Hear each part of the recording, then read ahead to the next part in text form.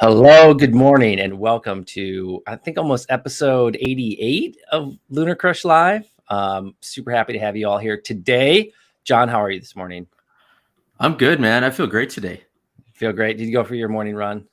I did my morning bike ride this morning, and I was destroyed. It was a good one. It was good.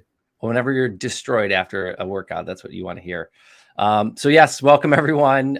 Today we got the Constellation team. Before we bring them up, just a reminder, we do not take payment for our live streams. We bring on fun, interesting people that have dedicated their lives to the space, and it sounds like these guys have. So we're super stoked to have them on. Make sure you get in there and ask some questions. So the way we're going to do this is we're going to give away 3 level 3 access. So, yep. Right. So 100 Lunar level 3 access. All you have to do is ask a question and then retweet on Twitter the stream that just went live. And we'll get in there and we'll get some questions answered for you guys, for the team. Hit that subscribe button as always. Appreciate that. We got a bunch of awesome streams coming up the rest of this quarter. Can't wait for a lot of these. And without further ado, let's bring on this team here. Bam. What's up, y'all? How are you guys doing today? Hey, I'm doing really good. We're gonna do a little round robin here because we got a bunch of people on. We're gonna start in the bottom left. The way we like to do this is tell us who you are, where you are in the world, what's it like there. Ben, we'll start with you. Yeah, Ben Jorgensen, the CEO of Constellation. I am in Napa Valley, California. Yeah, absolutely. So epic, man. And then what are you working on at Constellation? What do you do day to day? Well, we're this little startup that's trying to solve the world's problems of blockchain. So really, no, just joking. So Constellation, So Constellation Network's really a tech ecosystem. And we built our own protocols from scratch because we saw the deficiencies in some of the kind of earlier generation blockchains that weren't really built with scale in mind. So a lot of what we're building at Constellation is an ecosystem where anybody can build applications on top of our protocol without the worry of cost and scalability. So we rethought everything. And that's a little bit from the high level of what we're doing. Awesome. Well, yeah, we will dig in. And Michael, who are you? Where are you in the world? Hey, I'm the Chief Product Officer, and I'm in California, Sacramento area. Nice and sunny today. Just got over another wildfire, so we can finally go outside. Oh man, it's just like the middle of winter. We're still talking about wildfires. I know. Wow. Awesome, man. Well, thank you for being here. And then Mr. Diggles. How's it going? Benjamin Diggles. So I'm calling from Denver, Colorado, where it snowed roughly, I think, like a foot in the city last night. So it's rather exciting. I am the Chief Strategy Officer as well as one of the fellow co-founders. And really what that means is I run business development for the company, which is enterprise, federal, academia, consortia, and general partnerships. So I'm kind of the go-to-market guy. And just want to let you guys know, huge fan of LunarCrush and really appreciate you having us on here. You guys do a great job.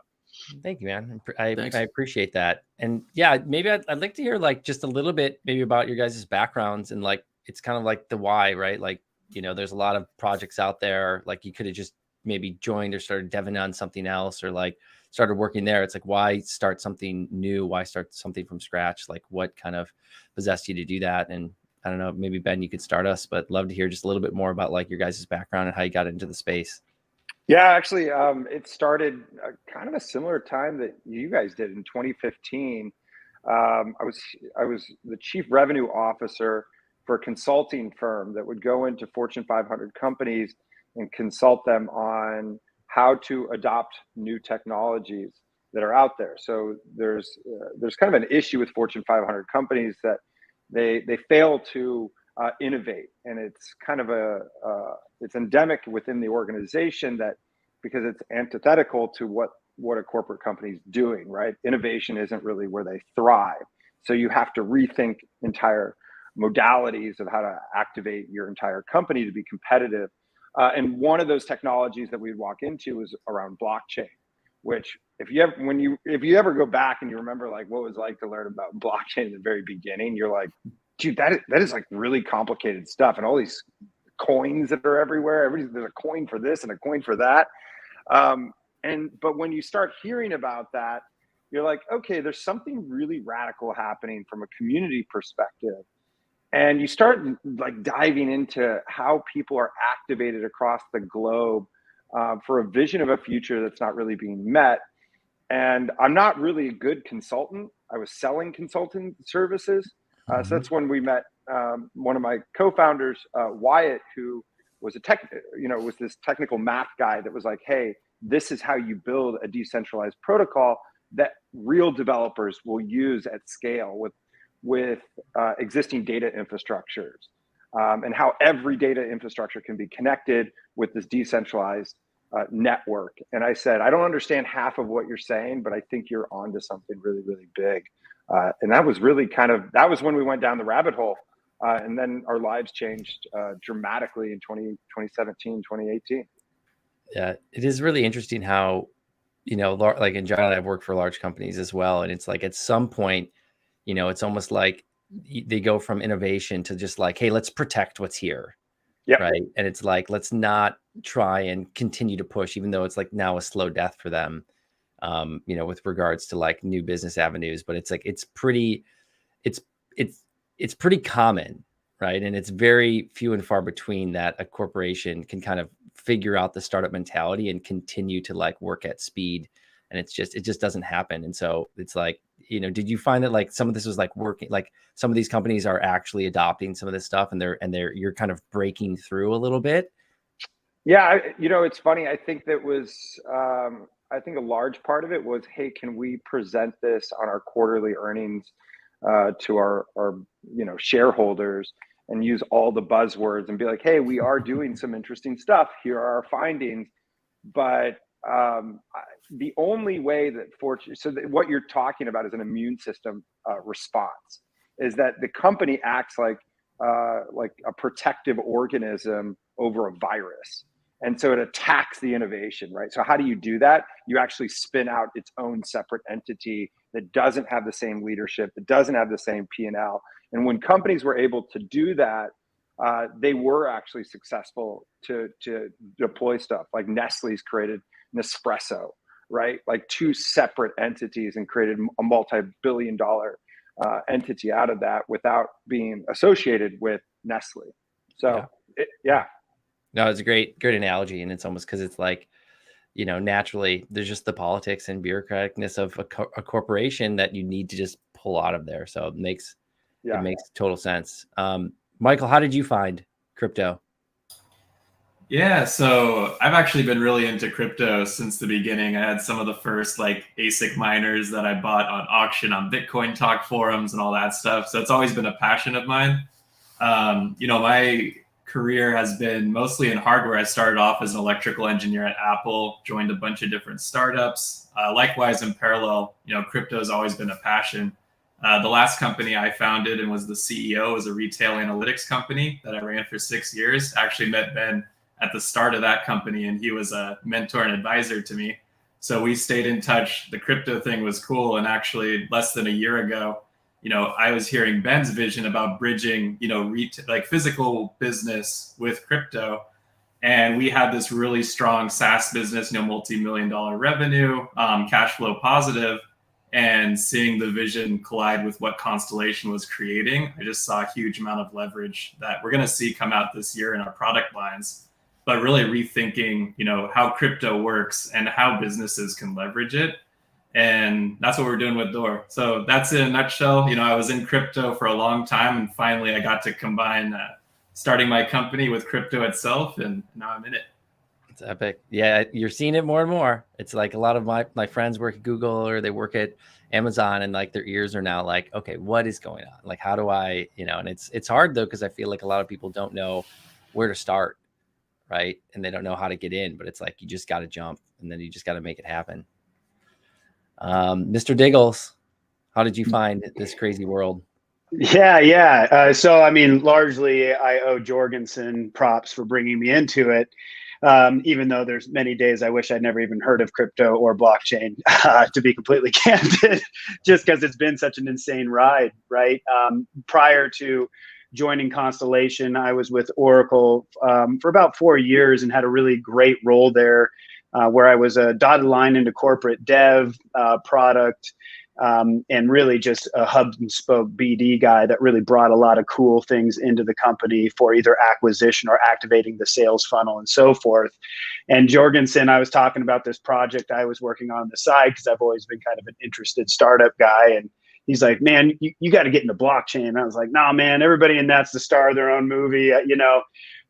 But then once he kind of told me a little bit about what Wyatt had put together and why this sort of directed acyclic graph approach to the architecture was actually going to solve some of those early limitations, I was like, buddy, you're talking about starting an entirely new internet. You do realize this is a huge undertaking. And, you know, I didn't actually realize the, I guess, propensity of the technology we actually had until things started moving. And I dived into this, not so much because I had a deep background and passion for crypto, even though I was buying Bitcoin at about $4. So I've been in the game for a while. But with the blockchain distributed ledger technology, I came out of a group that I was starting to really work heavily with called adaptive intelligence within the enterprise space. And I thought, wait a minute, if this stuff actually can orchestrate a peer-to-peer network at scale, the use cases are almost endless. So I took this on as a vision quest to see if this was actually real technology and could it be adopted? Could we transition it into true programs of record of either enterprise, federal, or the kind of startup ecosystem? And it's been an amazing ride, but I'll tell you what, it's intense. So that's how I got into it. Yeah, even the last couple of days is a direct example of it can be a little intense, but it's I think it's fun because everyone that's in this space, it's almost like you've been through so many like bull and bear cycles. It's like you don't even you notice it, but you don't notice it as much anymore. And it's like I'm almost like becoming a little immune of like people are like in a panic mode. And I'm like, why aren't I panicking anymore? I'm like, oh, because this has already happened like 20 times. And it's like, you know, the bet is that the industry will exist into the future. And every day that it does, like the probability that it does in the future goes higher. So, you know, you gotta stay the course for sure. I'd love to hear a little bit from you guys. Like what, like before we get like too far ahead, like what is like right on the horizon, like right now, like what are you guys working on? You know, that you guys are super excited about. Yeah, I'll jump in there. Yeah, I mean, one of our Michael was talking about a big vision, which is taking the global GDP or GNP and merging that with crypto economies, right? They're two isolated worlds. And really, we see that as just another ecosystem. You could think of like blockchain right now with all the competing protocols that they still are operating in very isolated capacities. And the goal is for this like, cross ecosystem agnostic world that can be interoperable between different blockchains. And we went, yeah, that's interesting, but you're still dealing with the same pool of people. The global or the gross national product has, multi-trillion-dollar, I don't know what it is, like $8 trillion every year. That how do you tokenize a part of that? And so going back to what Michael was saying with Door and retail analytics, when we started structuring the merger between the two companies, it was, how do we put a node on everything? How do we make everybody a validator and see this whole vision where there are two separate worlds that people couldn't really understand and bring that into crypto? So last week we launched the Door traffic miner that actually allows people to take a piece of hardware and stick it above their doorway, and they earn our cryptocurrency DAG for all foot traffic or data that occurs. And so really you kind of think about this as like a validator node in our network. And that's a lot of that vision of like merging, okay, here we have real world data around something that provides insights and analytics to retail with crypto. And we're really kind of the forcing function. I think we're doing some of the most innovative stuff in the space. And it's complicated. It's complicated to express that vision in a new way, but yet it's the vision that we all had around the potential of blockchain. So I'm personally really excited about it, and to see how this like team, Michael's team that was in traditional SaaS-based tech, learning crypto and seeing the energy that can transpire when you introduce new products, and how do you iterate and evolve and use communities to give you a real-time feedback loop on your product offering. So I'm curious on the door traffic miner. So I saw John's mind go. What are some of the things that you're expecting to be built on it? I mean, the first thing that comes to mind for me is like, Disneyland is an example. Like all these people walking into Disneyland, all these people going on the various rides, all of that. But Disney's perspective is like selling tickets to the park. How do you like, what do you expect to be built on this, and how do you transform the mindset to be more focused on building their own crypto economy? I can jump in on this one. I know a thing or two about foot traffic. I've actually, this is the current version, which the next version called the DTM is based on this technology here. And there's two things here, right? There's the foot traffic counter and mining valuable data. And actually, when I founded Door, the only thing I founded it based on was that if you get data no one has, it's valuable. So I actually just took that and picked foot traffic and ran with the company, right? And we found out why it was valuable. Very valuable in retail.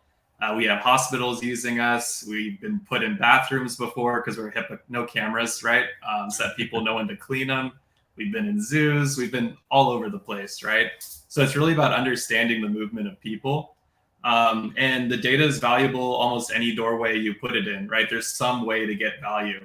If you take a step back, actually what we're doing at the end of the day is rethinking what is a node on a network, right? Traditionally, a node is something that keeps the network running. But since we have our own mainnet, we can rethink that whole thing and throw it out the window.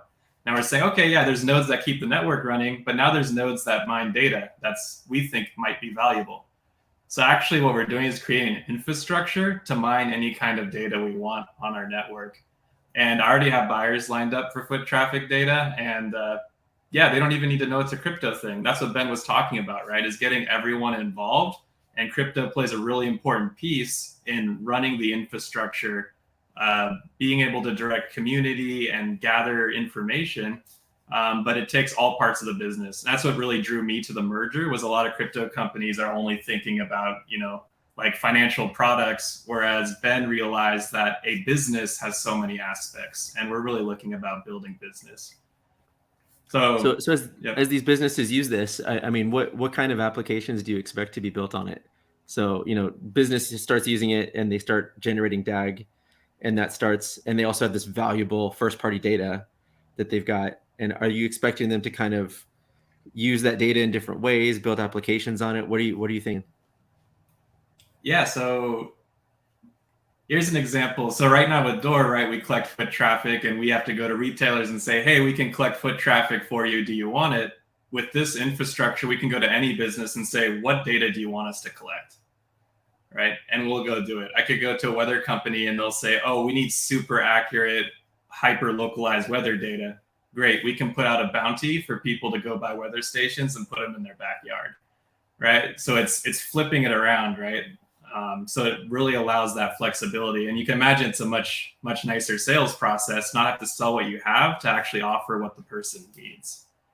There's this whole concept around if you provide one of us provides our data, it's not really as valuable as the entire collective of data, an actual set of data, right? Then we can understand if there's anomalies. Is this better? We can make assumptions with a lot of data, but not just one of us provides it. Same thing here. By creating this entire data network, we actually are the first ones to really source the data. It's a unique data set. You could go and pull APIs for social media data, that's already being done. So where are the last sources of data that aren't readily captured, organized, cleaned, and provide real insights? I mean, we use Google analytics every day. When we want to go to a restaurant, we see that it's busy at a certain hour. How do you think they get that data? How do we make that more accurate? Because clearly these insights are really building out kind of a business arm for Google.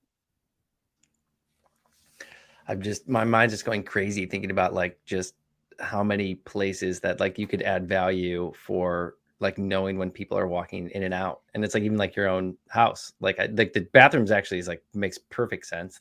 How many people hey, how many people per use do you clean? Right? Because we clean this many over here. And it's now you're creating a new data set that never existed before. But only with blockchain is it like allowed basically to like filter some of that value back to the user, right? Like, why can't I get 1 cent per flush that I utilize this by providing my data, right? Like now I can participate in it, which is, I guess, insanely interesting. And so this is in the work, like this is already being implemented in certain places, and like at what level is that being implemented?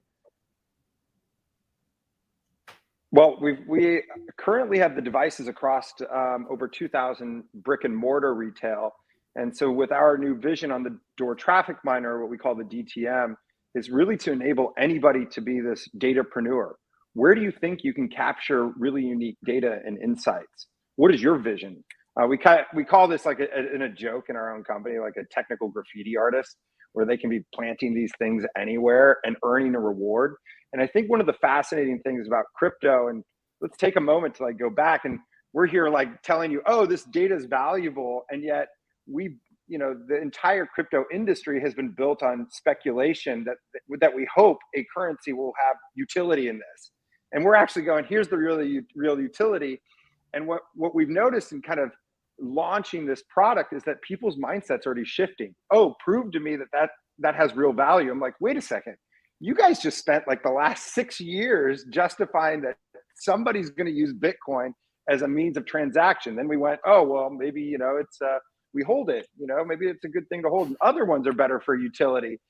So even just like this conversation alone, like a moment, if we take a moment and go, wow, we're already starting to ask the questions of where is this valuable and how do you tie it to a reward?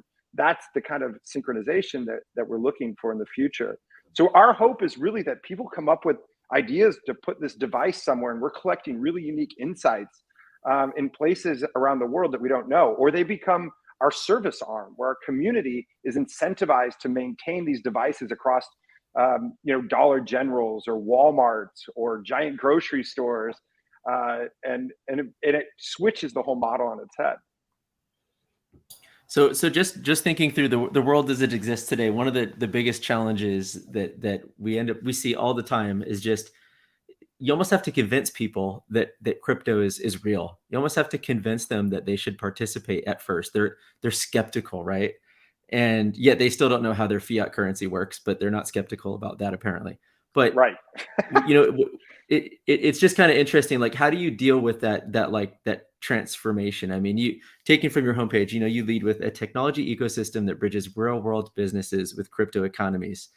And so, how do you get people to think this way? Like, what is the trigger? Are they having a problem and you're solving it? Or is it sort of like, are they reaching out and saying, we want to do this? Or what are you seeing?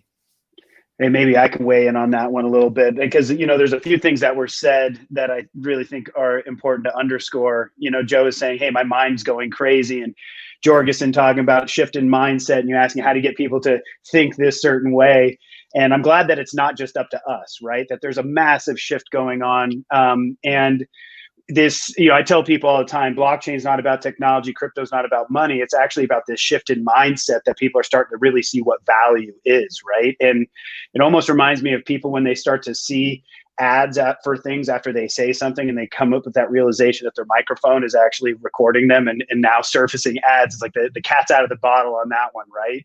And now what we're hoping is that people will start to see the value of data, starting to realize that our network's utility is predicated on the validation of data. And by us doing something this real world that has open use cases that we almost want to be very cautious to define too early, shows people like, wow, there's all this unlocked value, which I believe is the true foundation of this Web3 economy, this industry, right? Which is unlocking value that's not interoperable between different systems. And so that's why I love the door miner, because it brings, DLT, it brings crypto, it brings hardware, it brings legacy, all these things into one amalgamation, where you have people almost getting frustrated, being like, what's the value of a sensor in a bathroom, right? Then we have to kind of unpack it for them. But I'm excited to see this mind shift take place. And we often say it is a marathon, not a race, that we have to continue to educate over and over and show these use cases of how this stuff actually impacts. And, Jorgensen and Michael, I don't know if you have anything to add to that.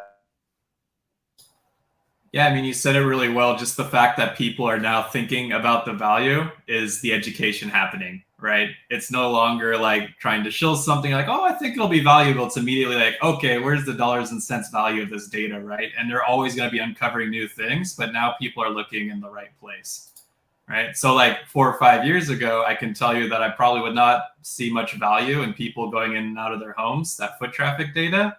If we had that data during the pandemic, that would have been, just a rocket ship value of data to know which zip codes people are actually leaving their homes while lockdown's happening. So much interesting data.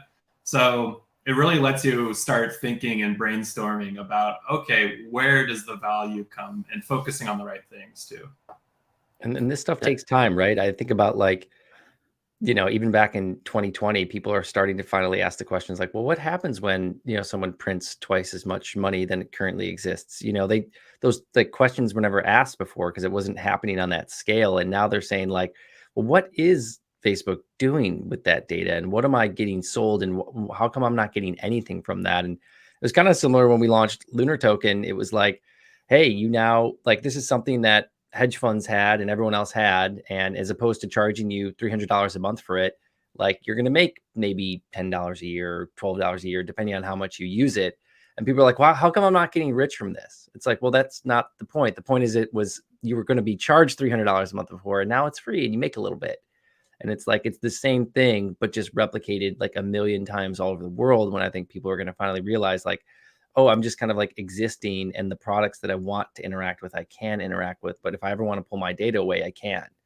Right. And I think that's the kind of paradigm shift that like people have been missing. That's like now finally like existing and happening. Cause like what you guys are marrying hardware with blockchain, with brand, with like interactive, like IoT.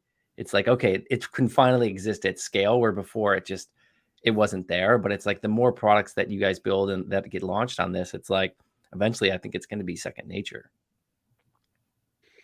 Yeah, and we use this opportunity to really educate. Like you said, education. One of our big goals is to be educators and make it easy for newcomers to come into blockchain. Think about like you said about, hey, how does this token work? Explaining how Uniswap token works is rather difficult to somebody that's just figuring out what blockchain and what crypto do they buy. But if you're like, oh, just get one of these devices, you get a reward for giving them data. And they're like, God, I hope they know what that, that makes it really easy to understand. So everything that we come out with is really kind of focused on how do you educate more people to come in here, right? Like looking at that GNP vision, right? That's the way that we kind of see opening the top of the funnel for this entire space, and we can be a leader in that world. Yeah, great example too. We always talk about like, you're not even like taught how like a credit card works in school, right? Yeah. Now you want someone to know what impermanent loss is. Yeah, yeah, right. It's just not going to happen. Yeah, exactly. I don't know, but it's going to be really big, and it sounds really, really smart. It's like we have to get over that, right? Well, we'll get to that. Like, oh, let's make everything simple, right? Like the iPhone was such an advancement in our culture, and everybody went, oh, another mobile phone. They're like, no, everything's super simple. You just click these things, and you have food delivered to you. And you're like, what? Like, yeah, it's an interconnected network of different vendors. And you think about how like novel it was to make everything simple. We want to kind of be that Apple in crypto in a way. So on that note of building applications, would love to hear more about how does that all work with Constellation. Do you have a fund setup, accelerator program? What can a company or a project expect if they choose to build on Constellation's ecosystem? Yeah, I can take that one, Jorgensen. So I only say that just because I'm the guy that's kind of leading the charge on our accelerator program. And I actually have gotten, I don't want to use the word accelerator too fondly because it is a little bit different. We're not just trying to teach companies how to build a pitch deck and then push them off to the races and take a chunk of their company. I think we have a unique model where we're trying to be a little bit different in as far as our ecosystem, that focusing on projects that matter, and I know that's an arbitrary thing to say, but we're not going for quantity. We're really going for quality of projects and looking to those that really want to be educated on not only our technology, but our L0 token standard, that want to launch a token, not only using our network, but on our Lattice DeFi launchpad, which we can talk a little bit about. But last year, we kicked off our first Accelerator flight program, is what we call it. We had 35 companies participate. And the way that we work with them is that we take a small percentage of their token allocation if they launch on our network. So that's how we ensure that it stays within our ecosystem, and that we're kind of sharing that joint risk and reward, so that they have a trusted partner through it. We're about to do our version 2 of this program, where we're probably going to take in about roughly 20 to 30 companies. And that kicks off at the beginning of March. So you can go to constellationnetwork.io and click on submit a project and submit that way if you're interested in getting to be a part of it.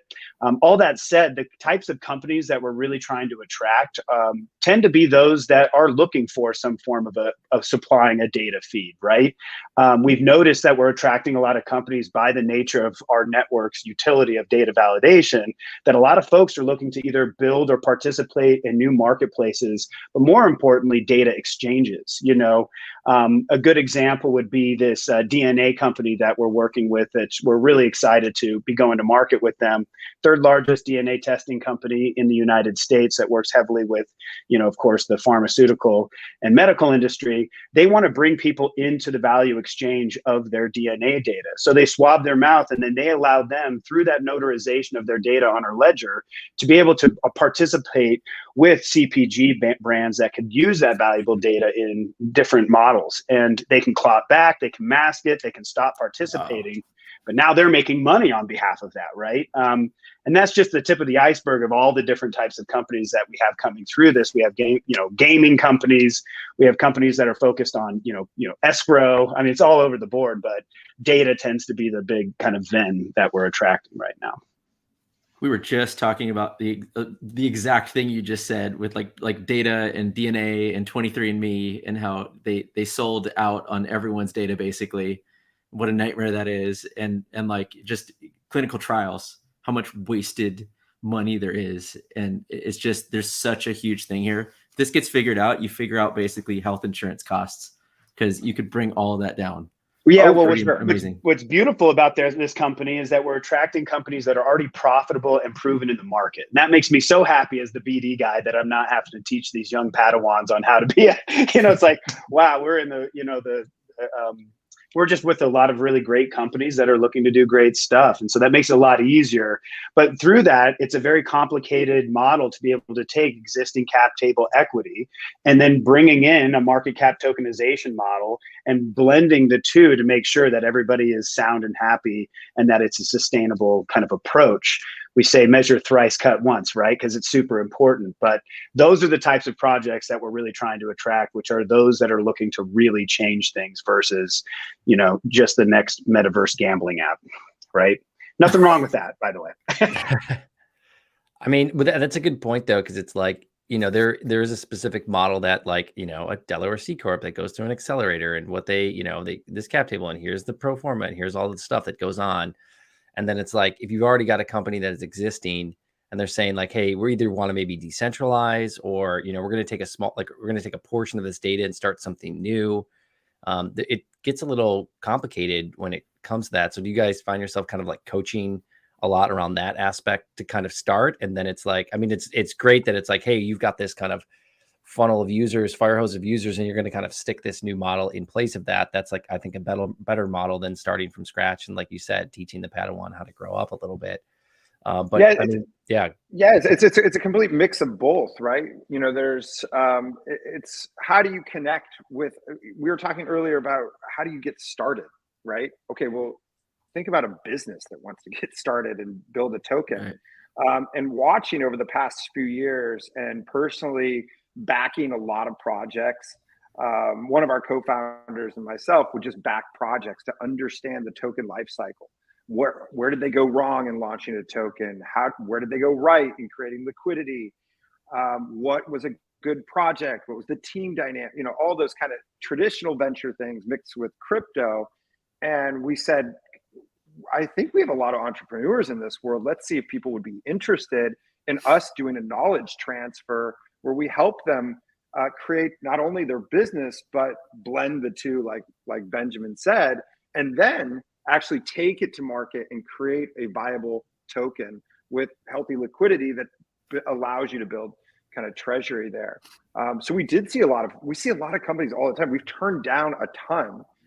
And then some companies will just invest outright. Others will put through the Accelerator program, kind of get them to refine their business model, how it relates to crypto so that they can present it to our community. And really, it's our goal is to help businesses navigate our community. Ultimately, once they get to a good spot with their token, they've raised some money, maybe we help make the introductions, they can tap into our community by going into the Lattice Exchange Launchpad.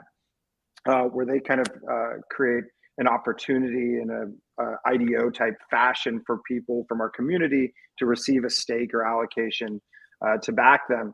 And all of this entire process is working on a DAO. Like we have a decentralized autonomous governance channel that's helping navigate these companies, filter through, score them. It's a pretty intricate process that we're really trying to refine, and it's hard to get that right. But I can tell you, we're not just like spraying stuff out there and trying to get as many numbers as we can out there. So that's kind of a little bit how companies are trying to access it, and then give our community kind of that voice to go, hey, we like that. We don't. We want to see that more of that in the Constellation Network, which really helps us kind of refine our product. And what is your community wanting to see more of?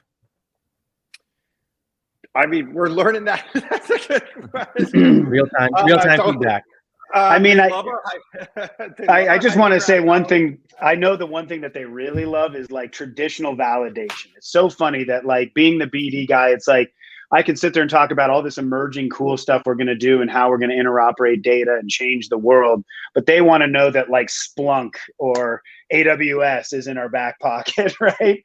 And I think that's great and all that we've been validated by big labels, but we're really trying to get people excited about the use cases. I would say the community got the most excited about staking nodes and staking opportunities. That's something very beautiful that Jorgensen and Michael Brand have really lifted up with our Lattice exchange, is the ability to stake crypto to get involved at the project's like Genesis level, as well as staking nodes within our ecosystem. I'd say that's what gets them out of bed most days. Such an interesting time, because as you guys are talking through all this stuff, I'm like, I'll give an example of, I don't know, Ford, huge public company, quarterly earnings reports, all in US dollars, right? And you look at this and they're all trying to get into crypto. They're trying to figure out, experiment. It could be NFTs, it could be something, right? But if the crypto side of that entity is successful, the value of it stays in that crypto specific entity and it doesn't go over here in the quarterly earnings. So that's such a challenge. Especially for like a public company. How are they going to deal with this? Like if all the value ends up going more into the token, what happens to the other side of the business? Yeah. I love that. And it brings me kind of back to this thing, right? What we're doing with this, like what we're actually doing with this whole structure with the foot traffic mining is we're creating a blueprint for what you just said, right? So for all these incubated companies, accelerators, even big companies, what we actually did through the acquisition was we said, here's a very traditional multi-million-dollar SaaS business with a board of directors and investors. And we're combining it with this blueprint that created true value throughout the whole business. And so what we're doing this year is getting that whole circle complete and saying, here's a blueprint, everyone can now copy it, right? So what we're creating here is actually, you can completely replicate that in any other business, non-hardware, as long as you have data and money, which is most companies, we're kind of creating the blueprint as we speak. And I think it's, and to Michael's point, that with the blueprint, the amount of time we spent on legal and accounting, being a US company, we have certain amount of regulations that we have our eyes on us at all times. In some ways, I feel like Constellation has been grandfathered in, and we're starting to see a shift in the crypto space that are really excited about companies based in Dubai and the US, because they're seeing how coveted it is to be grandfathered in this space, because it's getting stickier and stickier. And if you had entered the space a while ago, you're kind of in a better situation to be equipped for that. So that blueprint is not just really about the currency, but it's also, watching out for regulatory concerns. How do you structure your company? How do you look at your token? Is that interwoven into your white paper? And back to your point, it is probably one of the most intellectually challenging businesses I ever could have conceived, because of all those things. Oh, and then by the way, we're doing a hardware product, a software product, an enterprise sales product, an accelerator program. And I mean, it becomes a lot. Yeah. And I would say it's, like you said, most intellectually challenging things that's possible. And it is, because it's like mid-flight, right? And then like I'm thinking about like Diggles over here that's got to go sell that too, right? It's like, that's a lot to take on as like a company, to say like, hey, like you're going down this path, you're profitable, you're making money, you can probably go down this path for maybe as long as like this person's career might last, but maybe not the next generations, right? Yeah. And it's like, that's a very interesting thing to have to go position, and proposition to a company that, is successful. And you're saying like, it's like some of the things that I think people think about is like the network effect, right? Like I talked to a lot of like, VCs, and they're like, these valuations are crazy. What's going on here? And they're like, there's no product. I was like, well, there's product on some of them. And the thing that you don't realize is the addressable market, right? Like if I'm Uber and I'm launching, I have San Francisco 7x7, like that's my market, right? Like you're launching like a token for a data company, like you instantly have like 3 billion people that you have access to.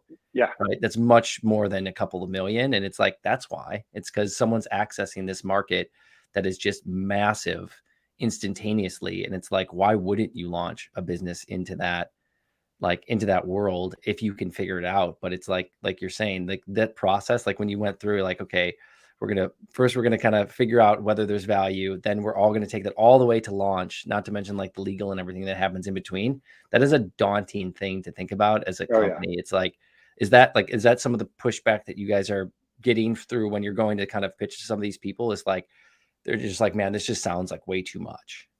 It's funny. I would say that the traditional venture model was based on, how much risk is there with that startup and how can they mitigate it, especially from a technical standpoint. And in large part, they missed the boat on crypto in many ways. In some ways they didn't, but the crypto community said, I like that risk. That's the future. How do I double down? I mean, I look at our soft node staking and mainnet staking, where people stake DAG to earn more rewards and be represented on our network, as a symbol of people's trust in our future, and that they believe that we can unlock a future vision. So I wouldn't say that we get pushback on all the risks associated. I feel like that was like, Web 1.0, where venture capitalists were like, it seems like a really risky business to get into government work. Well, I mean, you saw Palantir kind of blaze through that. All right, well, that seems really risky to go in that. What are the regulatory concerns? And it comes down to a team that has that risk appetite, and a community of backers that go, I like that risk appetite. I hope there's something new in the future. So I don't really see it. I see a lot of gray area. To me, there's a lot of fun. I'm learning the gray area every day, and it's really wildly entertaining that we're building an infrastructure in crypto that has really no court precedents. Very few, but yet it could look a certain way, but yet we don't have a whole lot to go off of. So it takes a different type of entrepreneur and a different type of backer to come into that vortex. Yep. No, that's great. I remember when because we did one of those traditional accelerators back in the day, and during a bear market, and I remember people saying like I thought like Bitcoin was like going away. This is like 2019. I'm like, yeah, they're just like shooting satellites into space. Like, yeah, it's definitely going away. Like to keep the network up. And you're right. It's not just an entrepreneur that sees what's happening. It's also the backer of that says, hey, like I don't necessarily know exactly what's going to happen, but I know that this is a team and a product and an industry that I want to be a part of. And so I'm going to like humbly learn along the way and kind of let you lead this. And that's what has kind of created success. I feel like for a lot of these early people that got in, is that they've got a lot of people that were willing to take that risk. And it kind of reminds me of every time I go and try to figure out like some crazy new liquidity pool or staking or something that's going on. And I'm like, I can't even figure it out. And like, I've been in the industry for like half a decade, and I'm like, okay, there's value here because like, this is hard. Yeah. Oh, for sure. And go ahead, Diggles. Yeah, I just want to weigh in just because I've been at the tip of the spear of this frustrating, daunting task. I swear I feel like I've talked to every Fortune 500 company on the planet. And the first 2 years was just scrutiny, just getting punched in the face, like not mad at us, but more mad at this whole blockchain hype and that they had to take the call because they have to report back to their executive staff. And we didn't know. We thought they were actually interested, but I learned my lesson there. But we realized very quickly, especially when you talk about us putting data on public ledgers that are, peer-to-peer validated, all these, commercial companies get cold feet. They're like, that's our IP. That's the last thing we're going to do. We're going to take this very cautiously when it comes to interacting with these public networks, right? So we actually found a foothold through the DoD. That was an area where we realized that the federal government doesn't see the world through return on investment. They see it through impact, right? So they'll burn money all day to just figure out a way to see if they can make that impact, because it could transform their entire orchestration. Whereas companies that are a little bit on the fat and happy side that are profitable, they're not going to be the first to jump in the pool, right? And so we've seen a lot of these companies waiting for some of the bigger dogs to jump in and make an effort, like the Walmart Labs Food Trust type of stuff. Is there validation there enough for us to actually put resources towards this? But the federal government is like, oh man, if you can actually help us validate or pre-process data at scale, you will absolutely transform so many situations from us, not only from a security standpoint, but also the forthcoming of automation. So it's been a rough go from the commercial side, but now that the federal government is in our back pocket and validating it and saying, oh, wow, this is really great technology, we're now starting to see that commercial side start to kind of knock on the door a little bit more. Yeah. And I mean, and then Michael, I mean, that's kind of what you saw, right? Like you were building this like kind of SaaS model oriented type thing. And you're like, okay, I need to jump and go do this. Right. And so it was like, what were some of those pieces that you were like, hey, this needs to be the next direction it all goes? Yeah, it was really, well, it takes a lot of a high risk appetite to make the jump, right? But the rewards are there too, right? It takes a company who wants to 10x in 1 to 2 years, right? And the only way to do that was to take the jump, right? It's so, I mean, I looked at it, I said, okay, we could probably double revenue this year, want to 10x revenue this year, right? So you have to start thinking outside the box, and every company, or all the smart ones, do this, right? Some of them don't. But there's definitely big companies that have taken plunges in various ways to say, okay, if we really want to move to the next level, we have to think about some other way to do things. So I was in a position to do that, and the vision aligned very well with what Constellation's doing. But I think, Diggles is right, is a lot of people are waiting to see it working. And it's interesting for us too, because, we're making the blueprint, right? There's a blueprint for starting a business, actually. It's very difficult, but it's been done lots of times, right? So this is kind of the first time to show people, hey, look, you can actually do this successfully, and here's what it looks like. So we'd love to dive a little deeper and talk about Hypergraph. Would love to understand, how does it work? Where does it stand out? Maybe where other chains have some shortcomings. How does it scale? How does it stay affordable? Would love to hear more about that.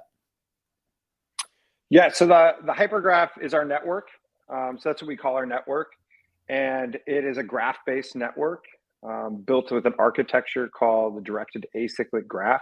So this architecture is commonly used to organize big data, which is then used as an output for machine learning and artificial intelligence. So you have to have a way to what they call topologically order, or use geometry to order the data set. So our Hypergraph is, and then on the base of it all, we call ourselves a base layer 0 protocol that is held up by about 120 mainnet nodes that earn DAG for maintaining the state of the network. And over the course of the next couple of years, we're going to be onboarding as many nodes as we can to be basically secure the entire hypergraph or maintain the hypergraph. What's really different about what we do is we have two layers of consensus. One is on the L0 layer, and then there's the L1 layer, the application layer, and this allows us to achieve speed and scalability. Another major feature of Constellation and the hypergraph is that our protocol on the layer 0 is it's feeless transaction. So there's no gas fee. It's not variable. There's no dynamic gas fee. Which, one of the interesting things that we decided to go with that was that it shifts the onus onto projects that build on top of the network to create a fee structure. But that also allows for scalability economically. If I'm a SaaS-based company that wants to use the protocol, I don't have to worry about variable gas fees. I can actually have some sort of static fee for people to use my application. So we're really kind of driving a story or a narrative for entrepreneurs to come into our network.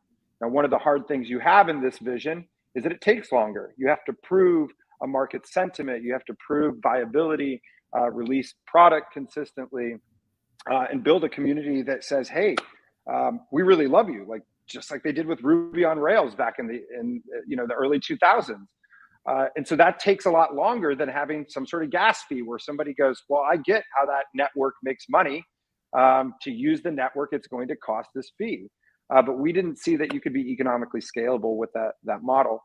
And at the same time, validating large amounts of data would require a completely different architecture. And I'm really proud to say that we have about 4,000 people waiting to be a mainnet node on our network. So we have a very viable network, and they're in the soft node staking pool that we were talking about earlier. Where they take their DAG, they take 250,000 DAG, they stake it, and they earn DAG rewards. So as we kind of grow and scale our network, they'll be onboarded as mainnet node operators that kind of hold the network. And I think it's a very fascinating thing that this journey's taken us to really prove our worth and that our technology is really needed. Just to understand that waiting list of 4,000, how many nodes are up right now? Actually programmed into the protocol is about 110, 120. And then we've got a waiting pool. I think we've got another 150 in testnet that are waiting to go on mainnet. And then we've got our soft node pool, which kind of, push out further. There's about 4,000 people that are staking 250,000 DAG right now. Last month, we had about 1 billion DAG staked. Just kind of representing the overall sentiment of our network. Even with the downturn last week, we didn't see anybody drop their position. We have a very strong community. So it was pretty wild to see 4,000 people who turn up and stake that much DAG. So it's been pretty neat. Wow. You can get a vision of where this network is going, and then you start stacking in products and services that validate data. It's really kind of a fun vision and story to see come alive. So we should probably just start jumping into some questions here, John. Oh gosh, I'd have to look it up. I don't know. I've got a couple dialed in. Go for it. Go for it. The hour here. This one's from Eben 40650686, and they ask. Oh yes. They ask, what kind of data is required to be a part of your network? Hey, there's no type of data. That's the thing, is that you get to define your data type. That the network will validate. The network consists of validators, right? These are the nodes. They're validating all the data. Right now, they're validating our cryptocurrency DAG, but we're going to be opening that up over the next year to validating other cryptocurrencies, other data types. As Michael mentioned, the Door traffic miner is a very complicated data type. You have to have your rows and columns of metadata is pretty complicated, and so that will be a data type that is validated on the network. And so we're really looking at any sort of data type. Yeah. So like any unique data set, like Michael was saying, that potentially may have value that someone else is not basically collecting, could potentially have value. Absolutely. I've got another one here from HGTP : 2022 will be the year of the DAG. Two questions. First, number one, can you ask where Mr. Diggles got his hoodie and where can we get one? Yeah, check it out. Isn't that tight?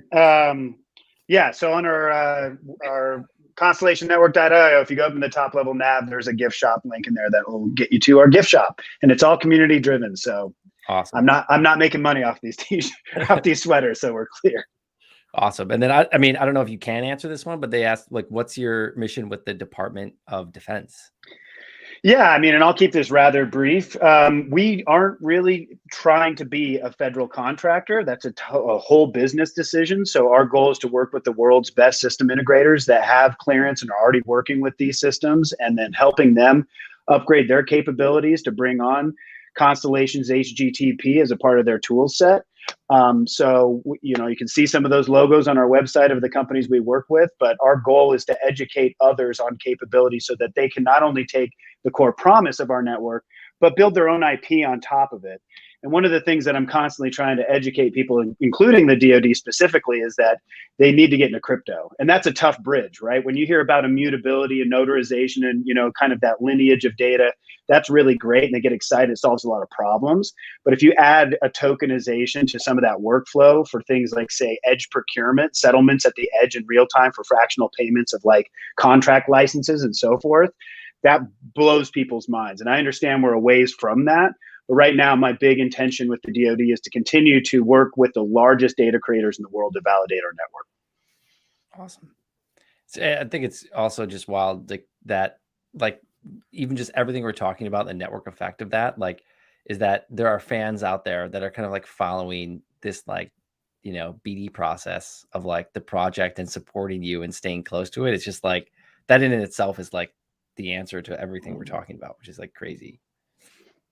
I never thought I would have cheerleaders cheering me on for sending emails. I'm going to be honest here. Get that to work.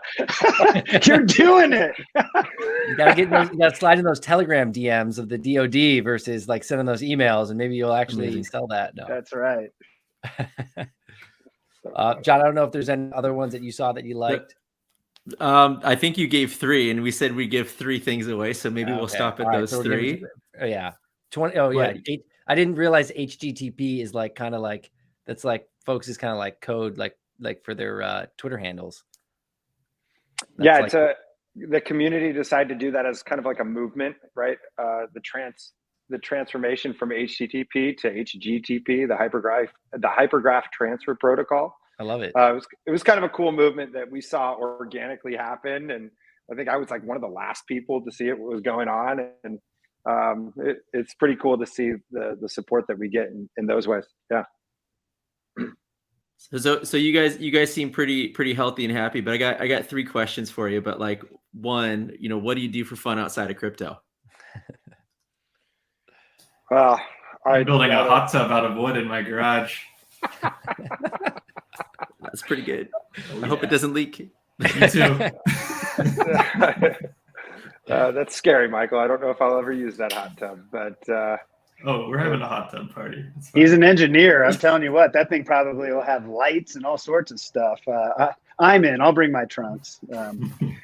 Yeah, I mean, it's sadly like we actually don't have lives. I'm going to be the first to say that. I would say at the founders level and especially director level, we all are working. You know, this is a global thing, right? And that's kind of a good and bad thing. It just never stops.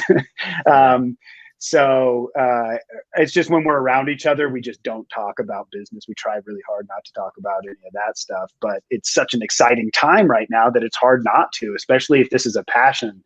And I think people realize, hopefully after the last 4+ years of us going at this, that we're not just in this for the money, that we really do want to build infrastructure for entrepreneurs and legacy that can transform the promises of what distributed ledger technology has brought to the board. But my wife and I, we play a lot of video games. I do like those. Nice. Yeah, I echo Benjamin. You know, it's my birthday was last Thursday, and I made a rule for my birthday. We're not allowed to talk crypto or blockchain, and that was when the market. Yeah, the market took took the whole turn, and on Saturday I looked at my phone. I'm like, seriously, one day off that I was like, give me one day, and it happened on my birthday, and I was like, why didn't anybody tell me? There's like 30 people here, and they're like, we want you to have your day. And I was like, well, now it's kind of screwed over, but no, I would say I do a lot of reading, and do a lot of, kind of like personal work, leadership work, reflection, creative exercises to kind of channel, productivity, which I guess relates to Benjamin's point. I don't have a life. It's kind of this and helping me get to a better place for everybody else to be happy. So yeah, workout, exercise. You guys seem pretty happy. I think it's working. It doesn't feel like work, does it? Oh, man, this doesn't because you guys are awesome. Yeah, this is wonderful. I'll tell you what, you get on one of these DoD calls and you have somebody going like, who do you think you are? What is this smart contracting technology you're talking about? That feels like work. I'll tell you that. Yeah. It's awesome. No, it starts to blend. And I think that's a good thing. And I think it's like, there's so much passion in this space. And it's like, John and I would always talk about this. It's like, there's almost like too many entrepreneurs. It's like everyone is like so like violently entrepreneurial that they like want to start like their own thing. It's like, well, maybe if you guys just like work together on this thing versus compete on this thing, like it's kind of tribal in that way. I mean, that's kind of why like we love like working on LunarCrush is because we get to kind of cheerlead everyone, and we get to really try to push the industry to a new place and give everyone an opportunity to like get out there and just cheerlead, which is like super fun. But no, I love what you guys are doing. We definitely hang on after the call. I got a couple questions. I got to ask you for some LunarCrush stuff too. Well, I was going to tell you about LunarCrush. I got to tell you, there was a point, and I think it was maybe like a year ago or 2 years ago, when our community took a really positive turn. And I remember like the weekend, just like refreshing my LunarCrush, like look at our score go up, look at this thing, and like it was so fun to watch. It like got me addicted, and I was like, oh my god, everybody's like cheerleading all this stuff, and it's cool. You guys did some cool. You're doing some amazing things. Thank you. It's funny because how this whole stream started. I believe there's one of your top influencers that I think has the name Dagnum PI. Yeah, if I recall, reached out. Amazing guy. And like they were posting stuff and said, hey, you should stream. And then I think we responded saying, yeah, absolutely. And then we started talking to your social team. And it's interesting, right? It's not like you didn't DM us, we didn't DM you. As Joe said, there's no payment here. We're just talking. And your community set this up. That's cool. that says a lot. That's pretty cool. And the fact that they have a higher influencer rank than even your own main account does speaks volumes. It's great. It's a good thing. Oh yeah, that's the wild stuff. Like you would expect like the executives and founders to have a higher following on Twitter and stuff, and they're like, Dagnum is crushing it. I mean, I love it. Yeah, it speaks to the community, and it's like the HGTP, like that coming organically. Like John and I always talk about that when the meme community starts to come out and people get stoked. And I would expect someone named Dagnum PI to put together. Yeah. All right, I will say it was by design though. We always wanted to be a community supported, driven, and focused network. That was a lot of people look at us versus like Hashgraph, for example, Hedera. And how are you different? Like we really wanted to go after this open source and community, even though I think I just heard that they're open sourcing their network, which I think is a good thing personally. But anyway, big shout out to Dagnum for helping set this up, as well as the community coming up with cool swag. And I mean, we feel so much love and support. And so you don't want to make sure we overlook that. Awesome. Well, thank you guys. Ben, Benjamin, Michael, John, as always. Thank you guys so much. Everyone check them out, constellationnetwork.io. And best of luck, and we'll chat with you all backstage.